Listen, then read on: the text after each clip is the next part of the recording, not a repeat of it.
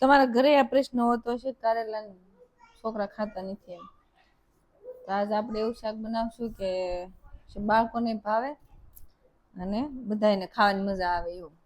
સૌથી પહેલા આપણે અહીં કારેલા લઈ લીધા ને, કારેલાની આજે ઉપલી સાલ હોય ને લીલી એને કાઢી નાખશું આમ કરીને. હવે આપણે જો જે કારેલા હતા ને એના સાલ કાઢીને પછી આવી રીતે એને આવી રીતે આમ શીરો લગાવી દેવાનો એટલે સરખી રીતે બફાઈ જાય, કેમ કે આપણે આને બાફવાના છે એટલે આવી રીતે.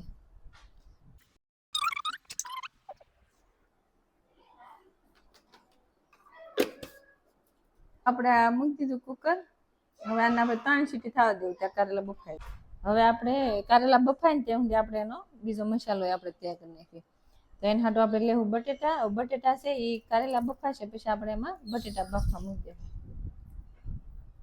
હવે એમ થાય કે હારે કેમ બાફવાનો નાખી દીધા, તો પણ હારે બાફવા મૂકવી ને તો પછી એની કડવાશ હોય ને આ બટેટામાં સડી જાય, તો પછી બટેટું આપણને સારું ન લાગે, એટલે બેને અલગ અલગ બફવા ઝીણી કાપી નાખશું.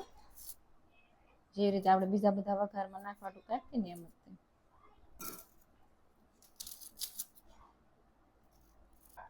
તો આપણે કારેલા છે એ બફાઈ ગયા છે અને હવે આપણે કાઢી લઈએ અને હવે આપણે આ બટેટા રહ્યા એને આપણે મૂકી દેવું બાફવા.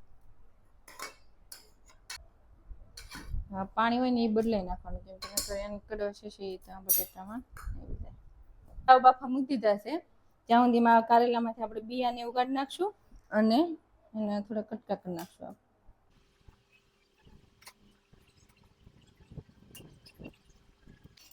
અમે જ્યારે હોસ્ટેલમાં ભણતા ને ત્યારે અમને આ રીતનું કારેલાનું શાક બનાવીને આપતા, તો અમને બધાને ભાવતું, એટલે હું તે અમારા ઘરે કારેલાનું શાક છે એ આવી રીતે બનાવી દે. બાળકોને ખાવું ગમે અને આપણને ભાવે. તો હવે આપણે જો આ બટેટા બાફા મૂક્યા એ બફાઈ ગયા, એને સાલ કાઢીને પછી આવા કટકા કરીને રાખી દીધા. આ કારેલા, આ ડુંગળી અને આ અંદર નાખવાનો બધો મસાલો. તો આપણે શાક નાખીએ. તો આપણે ડુંગળી જ ખાલી નાખી છે, પણ તમારે ટમેટા કે મરચાં નાખવા હોય તો અંદર નાખીએ. પણ મરચાં બહુ તીખા એટલે અમે જ નથી નાખતા, પણ તમને તીખું વધારે ભાવતું હોય તો નાખીએ. તો આપણે થોડુંક તેલ ગરમ થઈ ગયું તેમાં આપણે નાખી દઈશું જીરું, પછી નાખશું થોડીક વઘાણી. જીરું બળી નહીં જવા દેવાનું, બહુ તેલ નહીં આવવા દેવાનું.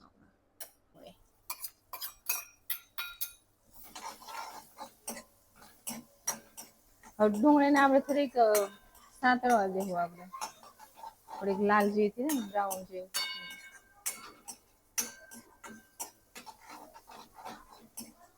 હવે આપણે નાખશું થોડુંક મીઠું, તો ડુંગળીમાં થોડુંક મીઠું છે એ ચડી જાય. બહુ ઝાઝું નહીં નાખવાનું, કેમ કે આપણે બાફામાં તે મીઠું નાખ્યું હતું એટલે. હવે જો આપણી ડુંગળી અહીંયા તળાઈ ગઈ છે, કલર એનો થોડોક ચેન્જ થઈ ગયો, બ્રાઉન જેવો થોડોક તળાઈ ગયો એવું દેખાય. તો હવે આપણે આમાં નાખી દઈશું હળદર, નાખશું ધાણા જીરું, નાખશું અને અમે આવું લાલ મરચું લસણ વાળું ખાંડીને રાખ્યું એ નાખી છે. તમે કોરું નાખતા હોય તો કોરું નાખો. હવે આપણે એમાં નાખી દઈશું આ બટેટા અને કારેલા.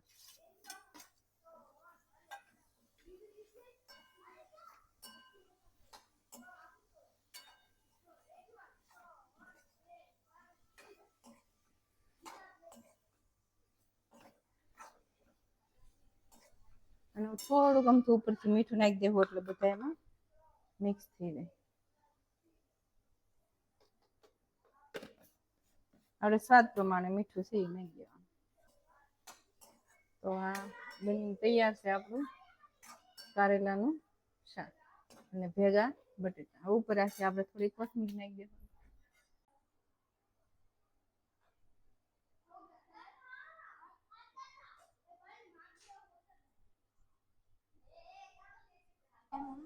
દિનચર્યા કેવું છે કારેલાનું શાક?